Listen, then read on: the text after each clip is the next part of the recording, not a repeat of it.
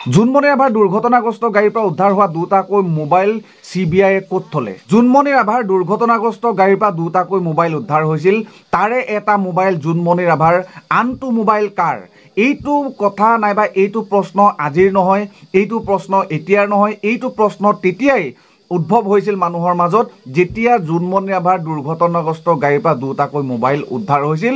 সেইটো এটা বিৰাট ডাঙৰ এটা ৰহস্যৰ সৃষ্টি হৈছিল। কিয়নো তদন্ত প্ৰথমতে CIDয়ে চলাই আছিল। আমি সকলোৱে জানো CIDয়ে তদন্ত চলাই থকাৰ পাছত গাড়ীখনৰ পৰা CIDয়ে কিয় দুটাকৈ মোবাইল উদ্ধাৰ কৰা নাছিল, নাইবা গাড়ীৰ ভিতৰত যিমানখিনি বস্তু উদ্ঘাটন CBIয়ে কৰিলে সেইখিনি বস্তু CIDয়ে আগতে কেলে উদ্ঘাটন কৰিব নোৱাৰিলে? এইটো এটা বিৰাট ডাঙৰ এটা ৰহস্য আজিলৈকে সৃষ্টি হৈ আছে। গতিকে আমাৰ এতিয়া কৰিবলগীয়া প্ৰশ্নটো হৈ গ'ল, ফৰেনচিক ৰিপৰ্টৰ কাৰণে পঠিয়াই দিয়া হৈছিল দুটাকৈ মোবাইল। গতিকে সেই দুটা মোবাইল প্ৰকৃততে কাৰ আছিল, মালিকজন কোন সেই মোবাইলৰ?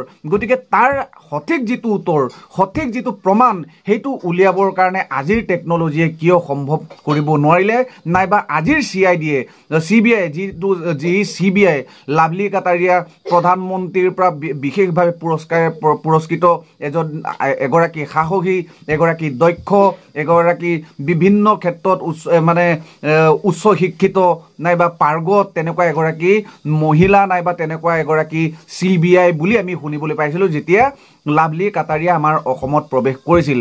গতিকে ইমান দামী গুণী জ্ঞানী CBI হৈ পেলাই সেই মোবাইলটোৰ মালিক কোন সেইটো কেলে ক'ব নোৱাৰিলে তাত কোনো কথা নাই। কিন্তু সেই মোবাইলটোক আমাক লাগে, বৰ্তমান আমাক ঘূৰাই দিয়ক, আমি সেইটো মোবাইলৰ গৰাকী কোন আমি উলিয়াই দিম।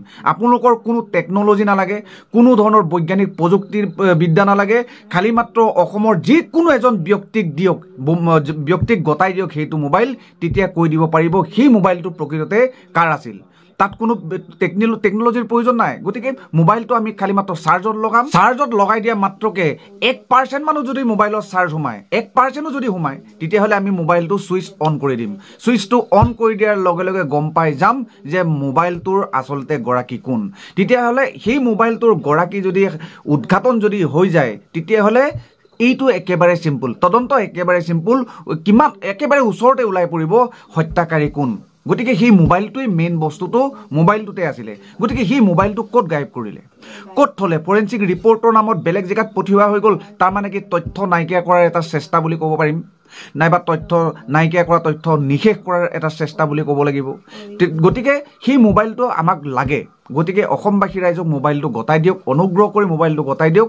তেতিয়াহ'লে আপোনালোকৰ কোনো তদন্তৰ প্ৰয়োজন নাই, আপোনালোকৰ কোনো টেকন'লজিৰ প্ৰয়োজন নাই। সেই তদন্ত আমাৰ অসমীয়াই কৰিব। অসমীয়া লোকসকলে জানে যে যিকোনো অপৰাধী এজনক উদ্ধাৰ কৰিবৰ কাৰণে নাইবা উদ্ঘাটন কৰিবৰ কাৰণে কেনেকুৱা ধৰণৰ পদক্ষেপ হাতত ল'ব লাগে, নাইবা কেনেকুৱা ধৰণৰ পৰিস্থিতিৰ সন্মুখীন হ'ব লাগে। মোবাইলটো যেতিয়া উদ্ধাৰ হৈছিল তেতিয়া বহুত মানুহে ক'ব বিচাৰিছিল যে মোবাইলটো কোনোবাই দলি মাৰি দিছে, কোনোবাই থৈ গৈছে, লুকাই চুৰ কৰি পেলাই সোমাই গৈছে, তাকো থানাত। এইটো বিৰাট ডাঙৰ এটা লাজ লাগিবলগীয়া কথা যদিহে প্ৰকৃততে তেনেকুৱা ধৰণৰ হৈছে। কোনোবাই যদি দুৰ্ঘটনাগ্ৰস্ত গাড়ীত মোবাইলটো দলি মাৰি যদি থৈ দিছে মিছা প্ৰমাণ দিবৰ কাৰণে, তেনেকুৱা ধৰণৰ যদি কৰিছে, তেতিয়াহ'লে তাতকৈ লাজ লাগিবলগীয়া কথা একোৱেই নাই। কিয়নো পুলিচৰ ঘৰত যদি চোৰ সোমায়, সেইটো এটা কথা আপোনালোকে চিন্তা কৰি চাওক। পুলিচৰ চাৰিওফালে ঘেৰা থাকে, ঘেৰাৰ চাৰিওফালে লাইটিং জ্বলি থাকে, নন ষ্টপ লাইটিং জ্বলি থাকে, তাত ডিউটি দিয়া মানুহ থাকে, ডিউটি দিয়া ঘেৰা থকা সেইবোৰ বাদে দিলোঁ, CC কেমেৰা লাগি থাকে। গতিকে CC কেমেৰাতেই ফুটেজত ওলাই গ'লহেঁতেন যে প্ৰকৃততে কোনোবাই যদি গাড়ীখনত মোবাইলটো ভুৱা প্ৰমাণ হিচাপে যদি দলি মাৰি থৈ গৈছে, তেতিয়াহ'লে সঁচাকৈ এইটো লাজ লাগিবলগীয়া কথা।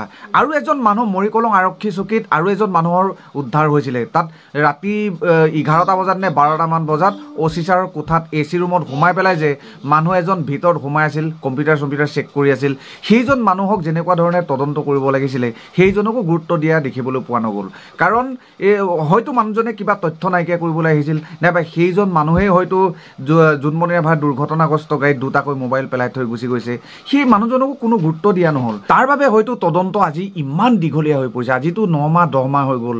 এই 9 মাহ 10 মাহ হৈ যোৱাৰ পাছতো আজিলৈকে তদন্ত হৈ আছে। গতিকে CBIক পুনৰবাৰ অনুৰোধ জনাব জনাব বিচাৰিছোঁ অনুগ্ৰহ কৰি ফৰেনচিক ৰিপৰ্টলৈ পঠিওৱা যিটো দুটা মোবাইল সেই দুটা মোবাইল অসমবাসী ৰাইজক সমজাই দিয়ক আৰু মোবাইলটো সমজাই দিয়াৰ লগে লগেই তদন্তৰ দায়িত্ব অসমবাসী ৰাইজে ল'ব নে কি কয় বন্ধুসকল আশা কৰোঁ বন্ধুসকলে এই সম্বন্ধে চিন্তা চৰ্চা কৰি পেলাই নিজৰ নিজৰ মনোভাৱখিনি কমেণ্ট বক্সত প্ৰেৰণ কৰিব বুলি আশা কৰিলোঁ ধন্যবাদ জয় আই অসম